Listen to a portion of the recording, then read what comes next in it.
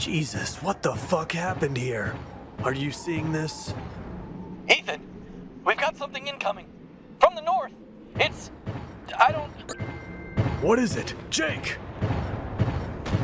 fucking know. But they're coming right for you. Get ready.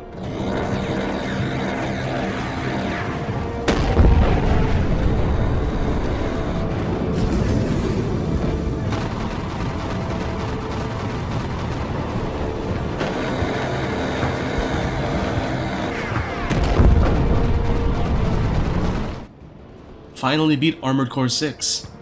I stand by what I said before about it being my favorite From Software game. Now that it's October, I want to do Spooky Games Month again, but I also still got this itch to play some mecha games. The list of horror mecha titles is pretty limited, in that I can't think of anything besides Mecha Knights Nightmare, and even then, I wouldn't outright describe the game as horror. Mostly. Mecha Knights Nightmare is a 2021 mecha horror game. If you look at the store page on Steam, it looks like a single person developer, but if you look at the credits, there are a handful of testers, voice actors, and writers. But the majority of the game does seem to be done by Damian Kubiak. You play as Ethan, a member of Echo Squad's mobile military unit. In the not-so-distant future, wars break out across the globe. You start the game stationed at the border of Iran and Turkey. What starts out as a routine field test for your mech becomes a brief skirmish with Russian forces. It ends with the Russians dropping nukes several miles away without any explanation. A nighttime raid on a border village reveals what happened to a missing NATO mobile infantry unit, as well as a few other surprises. Holy fuck, what in the hell are those things? They're not real! They can't be! Fire! Open fire! The rest of the campaign focuses on Ethan's and Echo Squad's struggle against the overwhelming threat of the Reds, the horde of giant monsters that have mysteriously appeared following the nuclear bombing from the first mission. As far as mecha gameplay goes, Mecha Knights has the basics down. You take on missions, collect parts dropped from enemies in those missions, and customize your mech with whatever parts you've scrounged up. You move with the WASD keys. You fire your arm-mounted weapons with both mouse buttons, and fire your shoulder-mounted weapons with Q and E. Press shift to go into boost mode. Your mech skates around the battlefield and slowly eats through your energy meter. Hold space to increase your boost speed, and double tap space to quick boost out of harm's way. From what I've seen of Armored Core 5, it has a similar system with its boosting mechanics. For a solo dev, I'm impressed with the work put into the mech customization. Weapons and parts change in the mech when you swap them out, and you can paint your mech whatever color you want. Besides weapons, you can equip active and passive modules to help you out on the field. Your active modules are mapped to the 1 to 6 keys and operate on cooldown timers. One of the most useful modules is the ability to call for resupplies. A timer counts down when the chopper will drop off health, ammo, and fuel refills at points on the map designated with an H. The game will always drop the resupplies at the nearest LZ, so it helps you to get acquainted with the layout of each map. Do note though that you can't call for resupplies when you're underground. Something nice that Mecha Knights does is that, besides pressing the numbered keys for your active modules, you can also scroll through them with T and activate them with R if the fight is too hectic and you can't take your eyes off the screen to pop a heal. This is a great foundation for a mecha game, but instead of the usual metal-on-metal combat, you're fighting hordes of walking and squirming body horrors. I like this conceit because it helps Mecha Knights stand out from its contemporaries. The gameplay is less Armored Core and more Earth Defense Force meets David Cronenberg. But I have some issues with the gameplay that keep me from wholeheartedly recommending Mecha Knights. I'll start with the mechs. Besides Ethan, there are 3 other mecha pilots in the unit: Jake, Mia, and Cheryl. Despite Ethan's diary talking about how amazing each of his partners are, you won't actually see them doing anything on missions, and it's not because you're always sent out on solo ops, that only happens a few times, but because they stay firmly put with the other NATO forces at the start of the map. They don't follow you around or go on their own paths. They don't draw aggro away from you. They are non-entities that occasionally fire at the Reds, but I have no idea if they have any impact on the enemies. You are carrying this army, which I guess goes along with how much everyone fawns over you like a living legend after a few missions. We need some goddamn backup here or we don't stand a chance. This isn't happening, man. There's no way. These things are straight out of hell. What are we gonna do? What the fuck are we gonna do? This is Echo 7. I'm inbound and will provide fire support shortly. Echo 7? The Echo 7? Holy shit! Oh, we might actually stand a chance then. But I can't get over this feeling of, and I can't believe I'm using this term for this channel, ludonarrative dissonance when I read about my friends and their accolades versus what I see with my own eyes on the field. April 27th, 2049. Jake is dead. His daughter and son orphaned, and it happened on my watch. I keep rewinding the events in my head. Was there something else I could have done? Could I have changed something? I don't even know who to blame. His death was such an absurd twist of fate.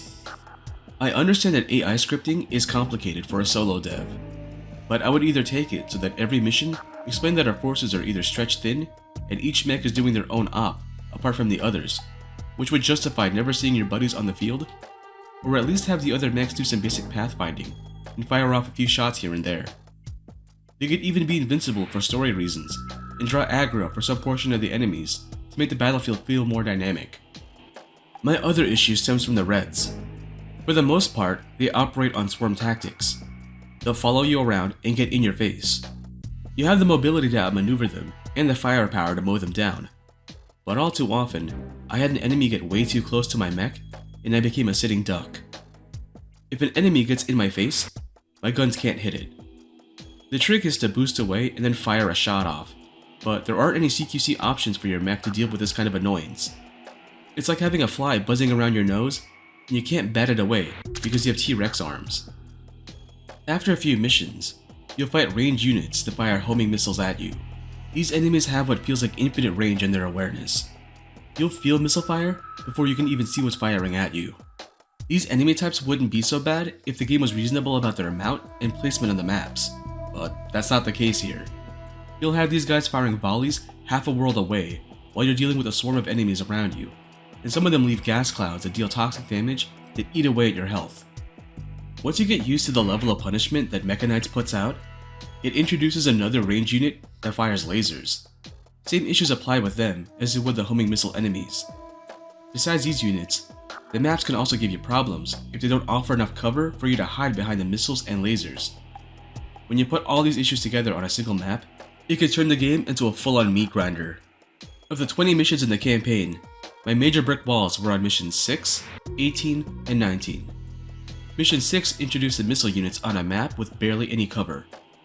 Mission 18 should feel really cathartic since the game gives you an experimental weapon to test out that absolutely melts most of the enemy units. But the arena also has zero cover from missile fire, and it puts in giants that take an ungodly amount of time to drop, even with the experimental weapon. But Mission 19 almost broke me. Picture a city block with a pair of laser units at the ends of the north and east points of the map. Those laser units are backed up by 8 missile units each. Now have 4 other laser units roam around the map trying to hunt you down, along with swarms of basic enemies spawning intermittently. I wasn't sure if I could beat the game at this point. I even took a break and played a few sessions of Raid mode, which is a survival type mode in the game where you fight against waves of enemies for as long as you can. Your incentive is being able to farm for better equipment that you can use in the campaign. Eventually, I got back to Mission 19 and had to develop a specific strategy.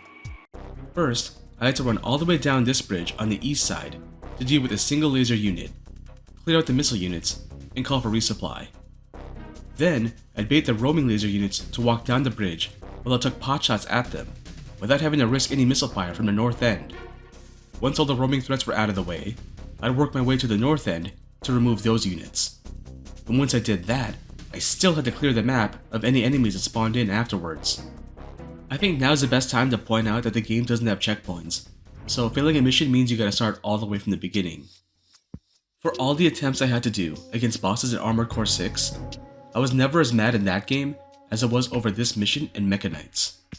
Let's move on to the writing before I pop a vessel. Not surprising based on the subject matter, but the writing came off as very hawkish to me.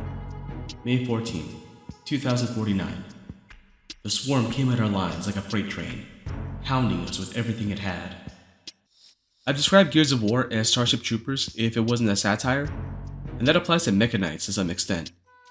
Knowing that this game came out in 2021, put certain elements of the story in perspective. The setting was already about how NATO was butting heads with the Russo-Chinese coalition and their incursions into other countries like Ukraine. Then the Reds come in, possibly from the result of China's antics. The diary entries and in-game chatter point out how these monsters resemble humans and how they feed off our dead, which adds more to the ranks. I might be reading a bit too much into the setting. The character writing didn't wow me, but I found something funny about the delivery from Ethan's VA. He sounds like he's doing his best to resemble either Elias Tufexis or Decker. So, Ethan, seeing as you're gonna be my new wingman, we might as well get to know each other. Where are you from? You mean you were going to be my wingman? Wow, I work for a major record label. Who wrote that song? I did, and it was the first song I ever tried to write. Wow, that's incredible. I'd like to sign you right here to a record deal on the spot. Talk to my agent. I am an agent of CIA. Jake's okay in the beginning, but over time, he begins to lose morale in the face of the Reds. I'm not sure if it was a tongue-in-cheek joke to have the mission where Jake dies be the same mission where he talks about his kids. Mia takes over Jake's position as your number 2 and becomes your love interest. Ethan's diary reveals that the bravado that Mia puts up on the battlefield is a cover for the vulnerability she shows Ethan behind closed doors. What this translates to in-game is Mia's VA sounding like she went off the reservation with her performance. In a way, I respect how unhinged she comes off. Man, this is all fucked up! This shit is so fucked up! All that planning, preparation, the fighting, it was all for nothing! Cheryl starts off as a rookie that almost breaks under pressure, but ends up becoming an asset to the team. Do we ever get good news? A cluster of unidentified airborne objects are closing in. They can fly now? Despite some of the missions being ballbusters, and the writing not really winning me over, I did end up liking the environment art in some of the missions. Most of the arenas look like wide open plains or the ruins of city blocks, but occasionally there are distinguishing landmarks in the form of large statues that decorate the battlefield. I do like how the open arenas always have red clouds. It makes for an interesting looking skybox. Weaving in and out of buildings to fight the Reds reminded me of the New York level in Metal Wolf Chaos. So, do I recommend Mecha Knights Nightmare? Yes, but with a few asterisks. If you're looking for more mecha gameplay after getting your fill from Armored Core 6, then Mecha Knights can hold you over. Don't overextend your energy meter, or else you'll be a sitting duck when the melee enemies come swarming in. Have a healthy amount of DPS and burst damage weapons in your arsenal. Sell whatever parts you're not going to slap onto your mech, and use that money to unlock more active module slots. Sentry guns are handy backup items in the early game, but don't expect them to carry you in a fight. Try to have more than one health kit in your loadout, as it can help you in a pinch. Learn where all the supply points are in the map, and call in a supply drop early on, so you have the resources ready and the module is already going through its cooldown phase before the enemies start showing up. Finally, if a mission is just too spicy, either hold off on it and grind for better weapons in a raid, or just take a break from the game. Don't pop a vein over it like I did. Truth be told, I could put up with all these issues I had with those problem missions if the game did a little bit more to hide the ball when it comes to carrying the army. Have the other next do basic walk patterns, or follow you around and eat hits for you, or split the attention of the enemy forces between you and your squad mates. If what I've shown off appeals to you, try out Mecha Knights Nightmare. It's $16 on Steam. The dev is still working on a new DLC campaign called Operation Ascalon, and promises to add tweaks to the base game when it drops. I'll say this about the game's difficulty. It really does make you feel like you're always on the back foot, and barely coming out on top of every fight. For better or worse, it knows how to make you feel like you're an underdog, no matter how much firepower you bring to a fight. I might have one more spooky game in me this month.